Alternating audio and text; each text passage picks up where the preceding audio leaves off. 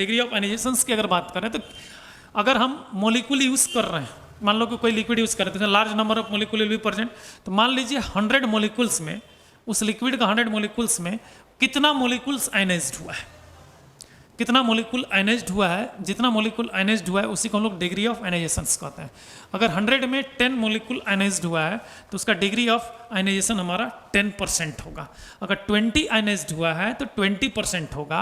अगर 29 आयनाइज्ड हुआ है तो 29% होगा। 30 आयनाइज्ड हुआ है तो 30% होगा। 40 आयनाइज्ड हुआ है तो 40% होगा, क्यों 100 में कंपेयर कर रहे हैं। तो जितना मोलिक्यूल आयनाइज्ड होगा वही उसका डिग्री ऑफ आयनाइजेशन कहलाएगा। तो यहाँ पे जो आयनाइज्ड मोलिक्यूल है 100 में टोटल में, अगर ग्रेटर देन 30 होगा तो उसको स्ट्रॉन्ग के कैटेगरी में रखते हैं।